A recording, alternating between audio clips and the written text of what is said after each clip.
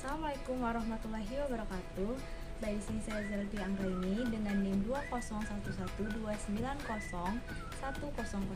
kelas 3C Bahasa Indonesia. Baik, di sini saya akan menjelaskan tentang morfologi, yaitu tentang morfem. Morfem merupakan suatu bentuk paling kecil dalam bahasa yang mempunyai arti dan tidak dapat dibagi menjadi satuan yang lebih kecil lagi. Nah, morfem ini jenis-jenis morfem ada 8. Yang pertama, morfem bebas, morfem terikat, morfem utuh, morfem terbagi, morfem leksikal, dan morfem unik, dan morfem prakategorional, dan yang terakhir morfem segmental. Baik,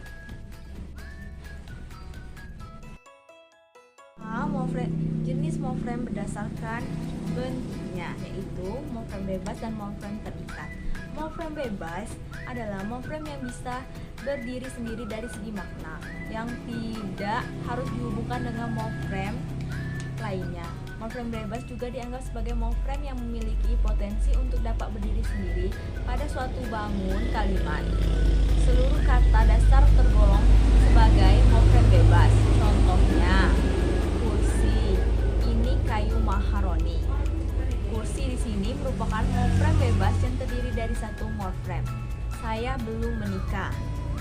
Nah, saya di sini merupakan morfem bebas yang terdiri dari satu morfem. B. Jenis-jenis morfem berdasarkan keutuhannya, yaitu yang pertama morfem utuh. Morfem utuh adalah morfem yang susunannya utuh atau tidak terbagi. Sedangkan yang kedua itu morfem terbagi. Morfem terbagi adalah morfem yang perwujudannya dalam bentuk morfem diantarai oleh unsur lain. Misalnya morfem ke-an. Morfem tersebut bentuknya tidak utuh atau unsur-unsurnya terpisah. Di antara kedua an ada unsur lain, misalnya unsur satu menjadi kesatuan. C. Jenis-jenis morfem berdasarkan maknanya.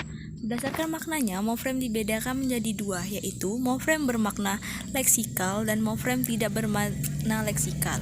Morfem bermakna leksikal yaitu adalah morfem yang mempunyai makna leksikal.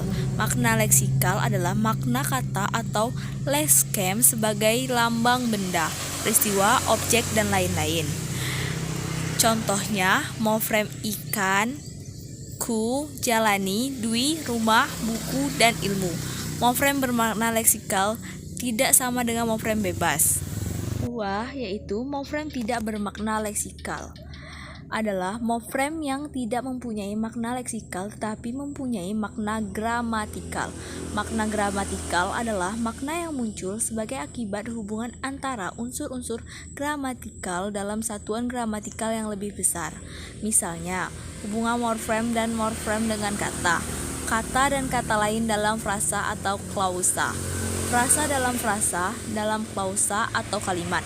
Contoh, morfem bermakna leksikal bisa berupa afiks seperti mi, di, ter, ber. Bisa pula berupa partikel seperti dari, ke, dan wa. D. Morfem segmental dan morfem suprasegmental.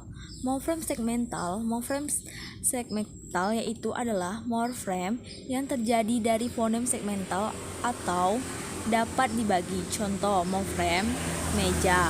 Bunyi morfem tersebut dapat dibagi menjadi me, ja, atau me, ja.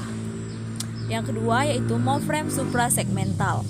Morfem suprasegmental adalah morfem yang terjadi dari fonem suprasegmental. Fonem suprasegmental adalah satuan bunyi yang berupa tekanan, nada, atau jeda yang fonemis. Morfem suprasegmental tidak ada dalam bahasa Indonesia. Baik, mungkin itu saja yang bisa saya sampaikan. Terima kasih, semoga bermanfaat. Jika ada yang kurang saya minta maaf. Pada Allah saya mohon ampun. Wabillahi taufik wal hidayah. Wassalamualaikum warahmatullahi wabarakatuh.